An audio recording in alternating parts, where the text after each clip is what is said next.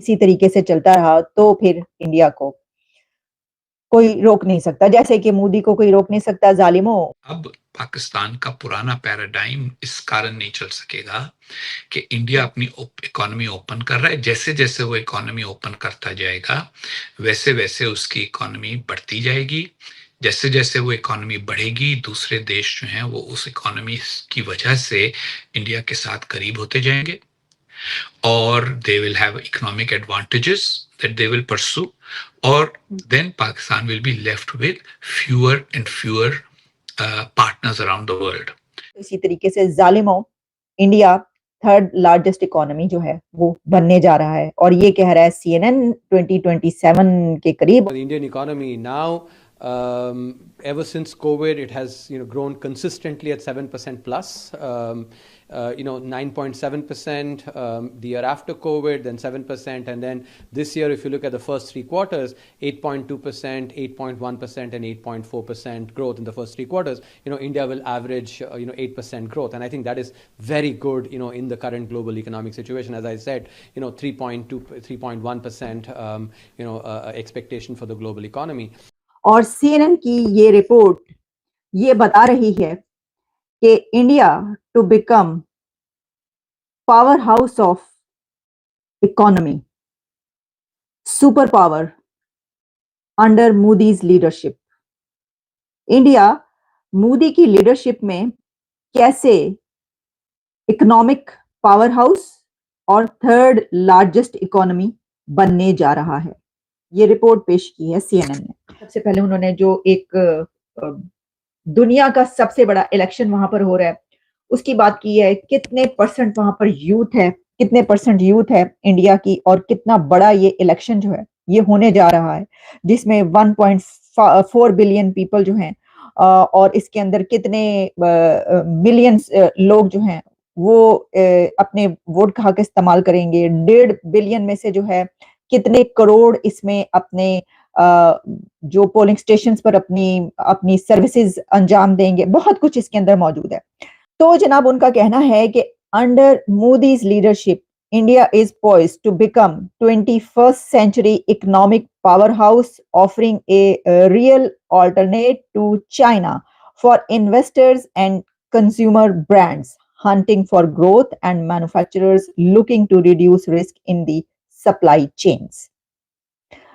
फिर वो लिखते हैं कि एक सबसे बड़ा इस वक्त जो एडवांटेज देखने को मिल रहा है कि while ties between Beijing and west जो कि बहुत ही इंक्रीजिंगली जो है ना स्लो हो रही हैं और बिकमिंग बैड, तो इंडिया इस वक्त एंजॉय कर रहा है पूरी दुनिया के साथ हेल्दी रिलेशंस और इसमें with most major economies and is aggressively जो है वो large companies to set up factories in the country.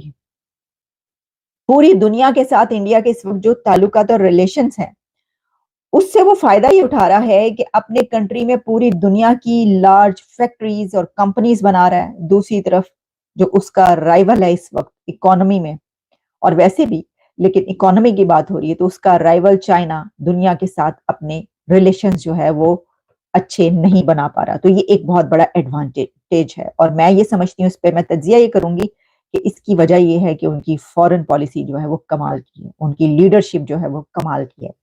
हमारा पड़ोसी मुल्क $150 billion export, 250 billion dollar export करता है, हम मैक्सिमम 3 to 5 नहीं 3 लेस देन 3 करते हैं। हमारा इंटेंशन है, हम ये बात एजाज की बात इसका भी थोड़ा सा अच्छा भी लग रहा था, बुरा भी लग रहा था। अच्छा, मैं पाकिस्तान की सबसे बड़ी IT कंपनी की ऑडिट कमेटी का चेयरमैन हूँ, ठीक, लिस्टेड कंपनी का, सबसे बड़ी कंपनी का, और शायद बाकी तो उसके बाद नीचे कोई 10वें ग्रेड पे भी नहीं आती। मेरा मसला ये है कि मुझे ऑर्डर लेते हुए परेशानी ये होती है, बड़ा ऑर्डर लेते हुए, कि उन लोगों को ये यकीन नहीं होता कि हम डिलीवरी कर सकेंगे because of our law order position. Law and order position, जब मैंने एक ऑर्डर ले लिया बड़ा, ओके, सपोज करें मैंने जी कंपनी का मैंने IT का सिस्टम ले लिया कि मैं करूंगा, तो जी मुझे इसलिए नहीं देती कि उन्हें पता नहीं कि पाकिस्तान में कल को बिजली चली जाए, कल को बंदे गायब हो जाए, कल को बंदा IT वाले जो बंदा है वो पॉलिटिकल डिसऑर्डर की वजह से दफ्तर नहीं आए। Uncertainty. ये मैं आपको समझा रहा हूँ, ये बात आपको कोई नहीं कहेगा। हमें कौन सा ऑर्डर मिलता है? हमें वो मिलता है कि जो $10 वाला होता है उसका जो बचा हुआ कचरा होता है वो हमें मिलता है। तो आप कंक्लूड ये कर रहे हैं कि पहले स्टेबिलिटी लाए। समझो ना, तुम्हारा मसला ये है, तुम्हारा भी इनका भी, कि तुम्हें असली बात समझते हुए तुम्हारे चेहरा उतर जाता है।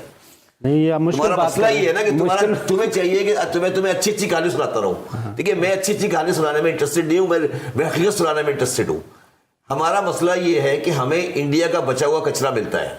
समझे मैं क्या कह रहा हूं? अच्छा, कोई आज तक जिंदगी में एक्सपोर्ट इंडिया में आपको ऐसी कंपनियों के लिए फ्री प्लॉट मिलते हैं कि वो इंस्टीट्यूट खोलें, आपने कभी दिया? आपकी एक्सपोर्ट तो टेक्सटाइल से आगे बढ़ती नहीं। सोचो ना, हमारा माइंडसेट को सोचे ना। आप क्या कह रहे हैं? ट्राई टू अंडरस्टैंड माइंडसेट क्या है। आपने कोई आईटी पार्क बनाया पाकिस्तान में? बड़ी बड़ी बातें करते हैं आईटी, मतलब ये कि कोई कंपैरिजन नहीं है ना। मैं सोचा कि वो मतलब चले ये अच्छी खबर कि भी सऊदी डेलीगेशन आया हुआ और वो कर रहा है बातचीत, बाकी तो और कोई कंपैरिजन हो नहीं सकता। क्या करें इसके अंदर, लेकिन फिर भी करना तो है ना। अच्छा जी, तो ये है इसके अंदर सिचुएशन जो मैंने आपको बताई है। और CNN की ये रिपोर्ट जो है ना, ये अपने आप में एक ऐसी रिपोर्ट है कि जो ये बता रही है कि मोदी ने जो है जो कर दिखाया है, वो कह रहे हैं जनाब ये जो इंडिया है इसको तो अब जो उन्होंने डेटा पेश किया है उसके मुताबिक तो रोकना बड़ा मुश्किल है।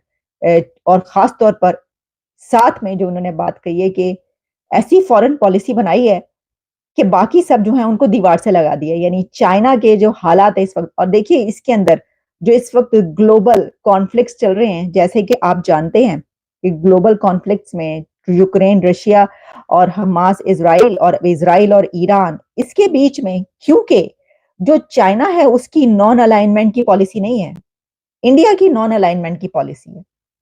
और इंडिया की क्योंकि नॉन अलाइनमेंट की पॉलिसी है तो वो किसी के साथ वो नहीं कर रहा कि भाई हाँ जंग कर दो हम तुम्हारे साथ हैं, या ना तुम जंग ना करो हम क्या करें। नहीं, वो उसकी एक ऐसी न्यूट्रल पॉलिसी है। उसी तरीके से सबके साथ बात, जैसे मैंने आपको बताया, डॉक्टर जयशंकर ने दोनों काउंटर पार्ट से बात की, ईरान भी और इजराइल भी, और उन्होंने कहा कि भाई सॉवरेनिटी आपकी अपनी है, लेकिन आप देख लेंगे ये सही बात नहीं है इस तरह से ये जो कुछ हो रहा है।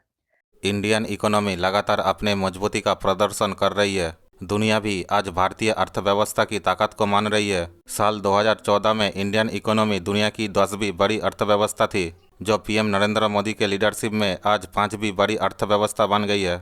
IMF का भी यही अनुमान है कि भारत दुनिया की बड़ी आर्थिक महाशक्ति बनने की राह पर आगे जा रहा है।